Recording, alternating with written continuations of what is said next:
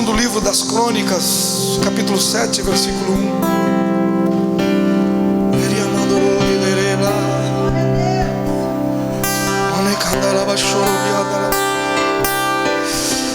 Deus está levantando uma geração.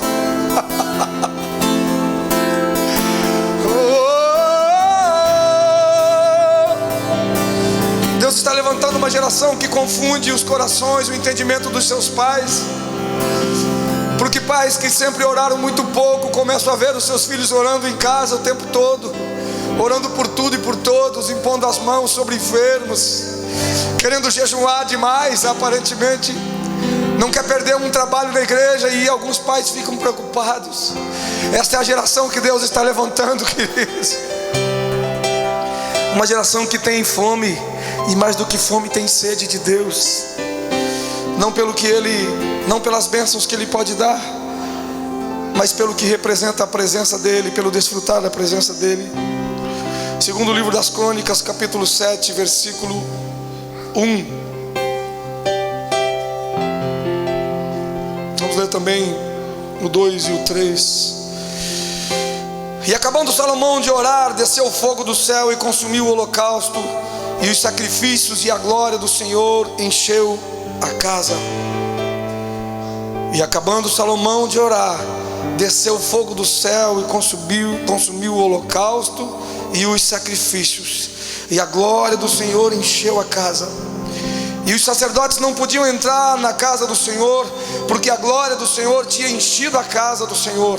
E todos os filhos de Israel, vendo descer o fogo e a glória do Senhor sobre a casa, encurvaram-se com o rosto em terra sobre o pavimento, e adoraram e louvaram ao Senhor, porque Ele é bom, porque a sua benignidade dura para sempre. Queridos, eu não quero gastar muito tempo falando desse cenário, porque isso aqui era a cena da inauguração do templo que Salomão construiu para o Senhor.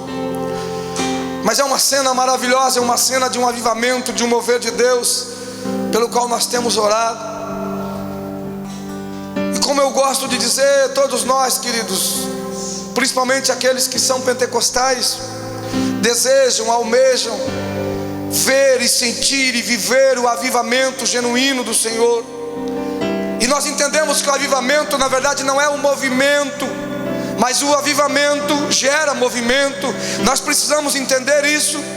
Movimento não gera avivamento. Nós vivemos e vimos muitos movimentos que foram feitos, mas nenhum deles gerou avivamento. Mas todo avivamento gera movimento. É impossível que exista um avivamento sem que apareça, sem que surja um grande mover, um grande movimento, sem que tudo seja abalado. Porque, como diz o profeta Ageu, tudo que precisa ser abalado será abalado, para que aquilo que é firme permaneça. Portanto, quando muitas coisas acontecem na tua vida, deixa Deus chacoalhar a árvore, deixa Deus abalar, porque aquilo que é firme vai permanecer, e é para isso que Deus chacoalha. Mas nós ansiamos, e nós temos falado aqui dias após dias, que nós estamos buscando, nós temos orado, jejuado, porque nós buscamos o avivamento que vai gerar transformação de vidas, transformação de famílias, mudança de lares, cura de casamentos, restauração de relacionamentos, reunião de famílias. Tantos milagres esperados serão gerados pelo avivamento. Mas o avivamento é justamente essa mudança de vida. Mas esse avivamento, essa mudança de vida genuína, aquela que a pessoa realmente muda de vida e ele nunca mais volta a ser o mesmo, e a família dele muda, e ele pode dar testemunho de que tudo mudou na sua vida. Só pode acontecer quando vem o genuíno avivamento sobre a igreja, sobre a multidão. Quando vem o mover de Deus, como veio no dia de Pentecostes, que estavam todos reunidos no mesmo lugar, e de repente veio do céu um som como de um vento veemente, e encheu toda a casa, e foram vistas línguas repartidas como de fogo sobre eles, e todos eles começaram a falar em outras línguas. E ali houve o avivamento, e daí eles se espalharam pela terra. E nós estamos clamando por esse avivamento, queridos. Um avivamento onde a presença de Deus não é apenas aquela presença que está dentro de nós, não é apenas a presença de Colossenses capítulo 1, versículo 7, onde ele diz que o Cristo em nós, esperança da glória, é que nos move. Todos nós, uma vez que entregamos nossas vidas a Cristo, temos o Cristo em nós, esperança da glória. Mas não é apenas essa presença que eu estou falando nesta noite, e eu sempre falo muito disso. Nós falamos da presença manifestada de Deus, de quando Deus se mostra, de quando Deus se exibe de forma irresistível. Quantos de nós já não ouviu falar, já não viveu, já não falou? Como nós falamos agora há pouco da vigília de terça-feira, que alguns irmãos confessaram no dia seguinte pelo WhatsApp, dizendo: foi a melhor vigília da minha vida. E olha que eu já fui em muitas, isso de terça para quarta, aqui até as 3:30 da manhã. E agora a vigília de ontem para hoje, cultos onde a gente diz: a presença de Deus se manifestou naquele lugar. Isso é a glória de Deus. Como eu disse na oração de encerramento hoje da vigília lá, que o Senhor possa fazer em nós, através de nós e apesar de nós. Isso é glória de Deus.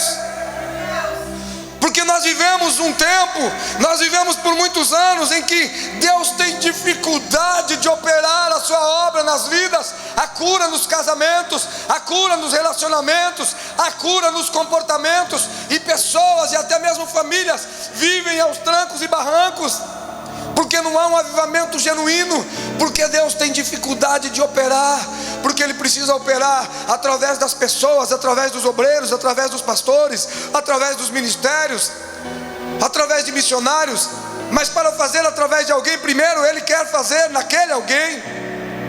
Não há como Deus fazer através da tua vida sem primeiro Ele ter feito na tua vida. E isso é avivamento genuíno.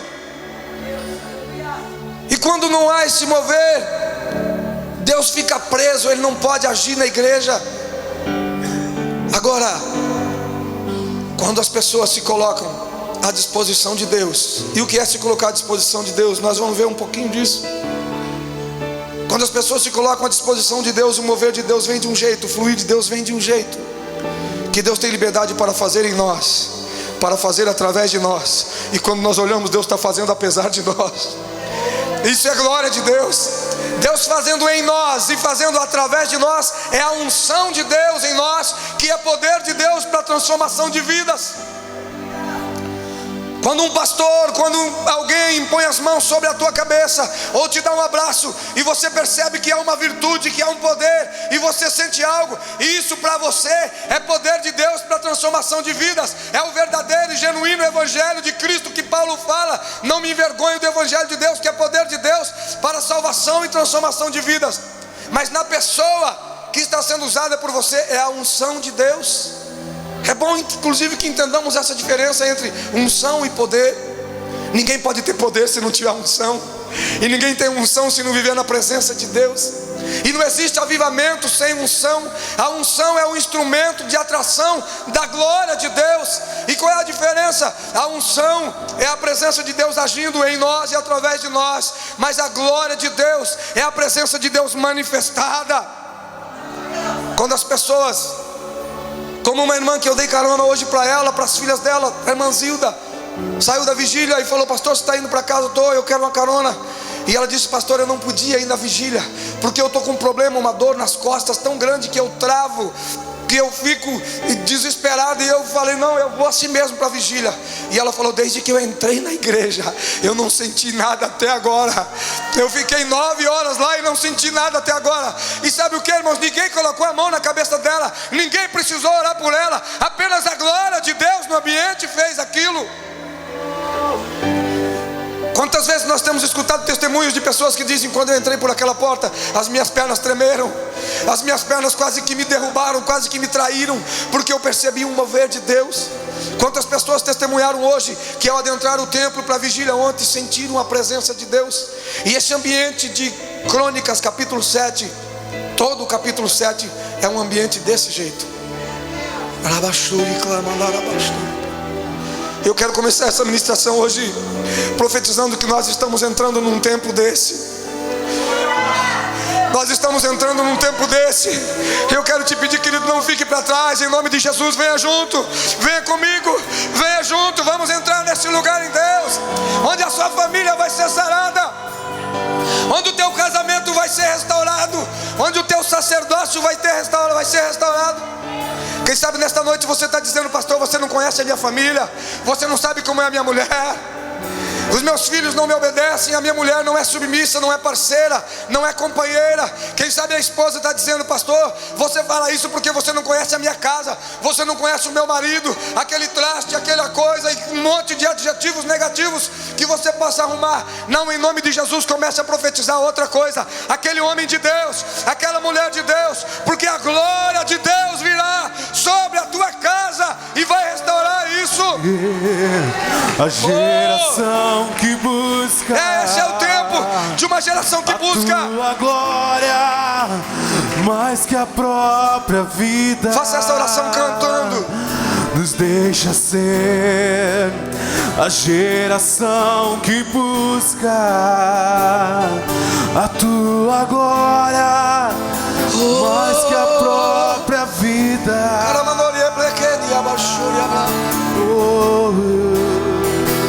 Escute isso, queridos. Quem sabe tem algumas pessoas aqui machucados com a igreja, decepcionados com a igreja, frustrados com a igreja. O que te frustrou não foi a igreja do Senhor, querido. O que te frustrou foram pessoas, foram sistemas, foram costumes, foram dogmas. O que nos frustra não é a igreja do Senhor é santa, pura, imaculada. A igreja do Senhor é mãe, ela acolhe nos braços, ela tem amor, ela dá a vida. O que te machucou foi aquilo que é chamado de igreja, mas não é mais a igreja do Senhor, é um sistema, é uma igreja enquanto organização, uma igreja fria que se esfriou ao longo dos anos. E quando eu falo isso, eu não estou falando de nenhuma placa, de nenhuma denominação, de nenhum endereço. Eu estou falando de muitos lugares, isso tem acontecido. Mas também em muitos lugares Deus está levantando a sua noiva, poderosa, adornada, maravilhosa, cheia de unção, de poder e de graça. Quantas pessoas aqui tiveram as vidas restauradas, casamentos restaurados, hein? Dê testemunho, levante a sua mão e glorifique o Senhor. Aleluia! Se você que veio aqui tem dúvida, dá uma olhada nisso. Sabe qual é o problema quando não se tem avivamento?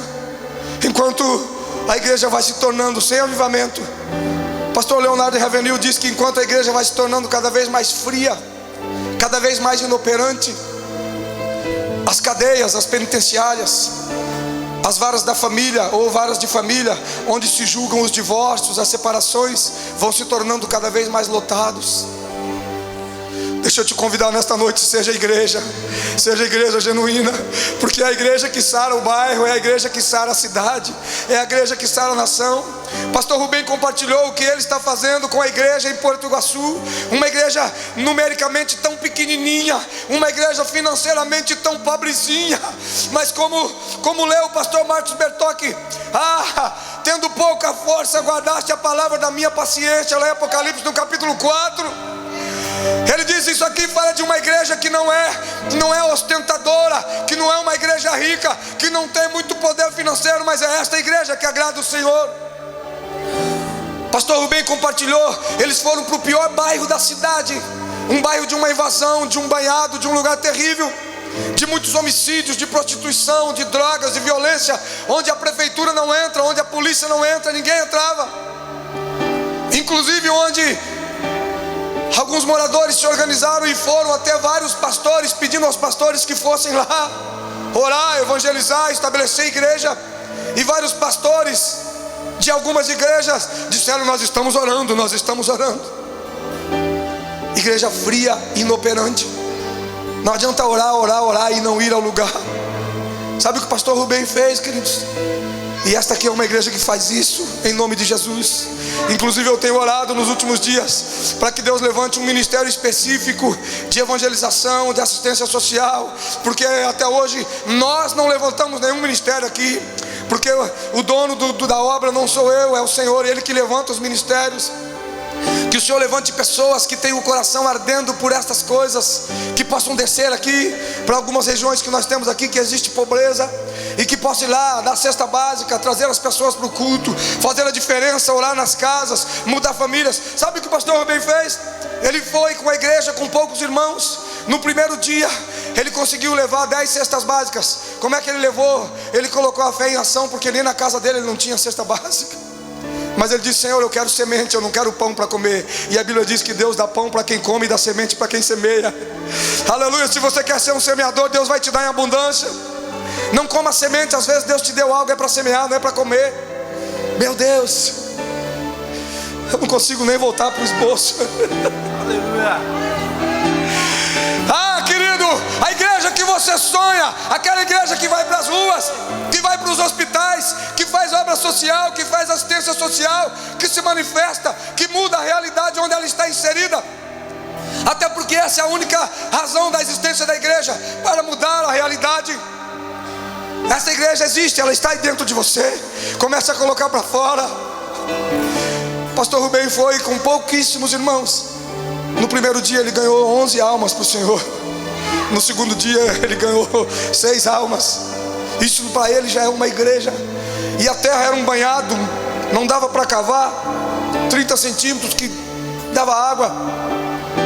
E ele fez uma oração como igreja. Ele disse que essa terra se seque, que essa terra se enxugue. E em poucos dias a terra se enxugou. Irmãos, mas é uma região de pântano, não importa. Deus é o dono da terra. E a Bíblia diz que a terra Ele deu aos filhos dos homens. Nós temos poder sobre a terra, para governar sobre a terra. Se você determinar que venha chuva, virá chuva. Se você disser que não chove, não vai chover. Aleluia. Isso é o poder que nós temos como igreja.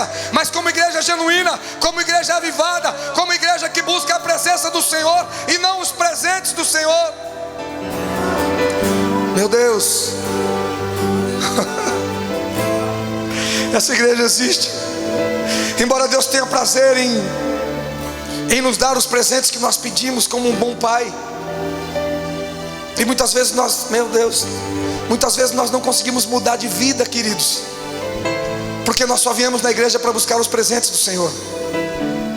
E Deus tem muito mais do que presentes. Os presentes de Deus para a tua vida, e Ele te dá hoje, em nome de Jesus. Ele te dá cura, eu profetizo isso. Você veio buscar uma bênção, seja abençoado agora em nome de Jesus. Se você está com dor, seja sarado da dor agora em nome de Jesus. Se você chegou triste, receba alegria agora em nome de Jesus. Eu profetizo isso, eu libero isso no mundo do Espírito. Eu destravo a alegria agora.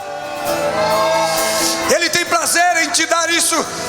Mas as necessidades nossas são apenas um anzol de Deus para nos pegar e nos puxar para perto dele. Ele tem muito mais. Embora Ele tenha prazer em nos dar presentes, o que Ele quer nos dar de verdade é a sua presença. Porque é a presença dEle que restaura. Diante da presença do Senhor não existe mais enfermidades. Diante da presença do Senhor não existem mais problemas nos lares. Diante da presença do Senhor nós não precisamos mais orar pedindo nada. Nós não precisamos mais orar pedindo salário, aumento de salário, cura da enfermidade. Por quê? Porque isso começa a fluir na nossa vida e nós nem percebemos.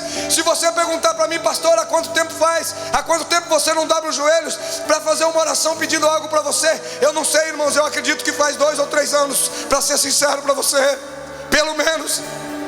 Embora muitas vezes eu esteja orando pela igreja, pela obra, e o Espírito Santo me faz lembrar: e a tua necessidade? É sério, o Espírito Santo nos prova, para que nós possamos entender o que está no nosso coração. E quando Ele me faz lembrar: você não vai orar pela tua necessidade? Eu digo, eu abro um sorriso, eu agradeço, digo: Senhor, eu sou grato por tudo que o Senhor me fez. E as minhas necessidades não são problema meu, são problema teu. Porque eu cuido das tuas coisas, o Senhor cuida das minhas. O Senhor sabe. E se for para eu viver sofrendo, que seja sofrendo. Mas não há como sofrer quando vivemos num ambiente de glória. Num ambiente de glória, querido, pode faltar tudo, que você não vai sentir falta de nada.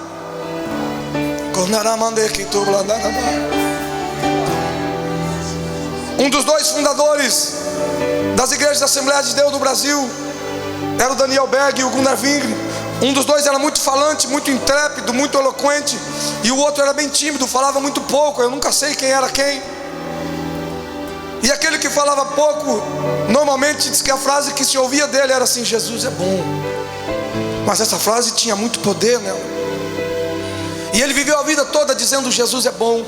E quando ele estava em seu leito de enfermidade, em seu leito de morte, já para partir para o Senhor, segundo se conta, na hora que ele partia para o Senhor, ele abriu um sorriso e ele disse assim: Jesus é tão bom, e eu não sabia. Aleluia. Sabe o que é isso, queridos? Quando se entra debaixo da glória de Deus, você não vê mais nada. Tudo se torna tão pequeno. E é disso que a humanidade precisa, da manifestação do poder de Deus através das nossas vidas. Querido, eu preciso caminhar. Nós precisamos entrar no lugar em Deus. Deus não deixou eu seguir a mensagem que está aqui. Mas deixa eu te dizer nesse texto aqui, quando a glória de Deus veio, e deixa eu repetir para você, a glória de Deus é a única solução. Escute isso. Se você levar para casa só esta lição nesta noite, eu já fico feliz. Se você sair daqui aprendendo apenas isso nesta noite, eu fico feliz, porque eu cumpri a minha missão nesta noite. É somente a glória de Deus que nos dá a solução definitiva para os problemas. Somente a glória de Deus é que soluciona o problema da empresa. Somente a glória de Deus soluciona definitivamente o problema do casamento, o problema do relacionamento. Somente a glória de Deus soluciona definitivamente o problema da enfermidade. Sabe por quê? Debaixo da glória de Deus alguém pode estar morrendo, mas ele abre um sorriso e diz: Jesus é tão bom, e eu não sabia, mas agora que eu estou prestes a dormir, a me encontrar com Ele em descanso eterno, eu percebo quanto Ele é bom. Sabe por que nós sofremos tanto? Porque nós estamos muito mais preocupados em desfrutar daquilo que nós queremos. Como recitou ontem o Leandro aqui, da ministração da pastora Rose, nós queremos chegar na igreja e abrir o cardápio e dizer: Deus, hoje eu quero isso, isso e isso. Hoje eu quero uma bênção assim. Hoje eu quero me alegrar que eu estou triste. Hoje eu quero ser curado da dor na coluna. Hoje eu quero que o Senhor mude o coração do meu esposo, porque eu saí de casa triste com ele. Hoje eu quero que o Senhor mude o coração da minha esposa. Nós já viemos com a listinha pronta do que nós queremos, ao invés de chegar aqui e falar: Senhor, me ensina a te conhecer. Eu quero conhecer. Leva-me para mais perto. Traga-me para mais perto.